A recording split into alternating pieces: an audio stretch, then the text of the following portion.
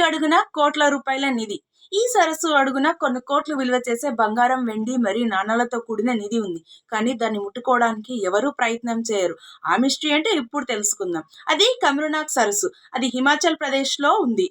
దీనిని స్థానికులు చాలా పవిత్రంగా భావిస్తారు. ఈ సరస్సులో కొలువైన దేవుడు కమ్రునాక్ స్వామి. భక్తులు మొక్కులు చెల్లించుకోవడానికి వారు వాళ్ళ దగ్గర ఉన్న బంగారు ఆభరణాలు మరియు వెండి మరియు నాణాలని ఈ సరస్సులో పారేస్తారట.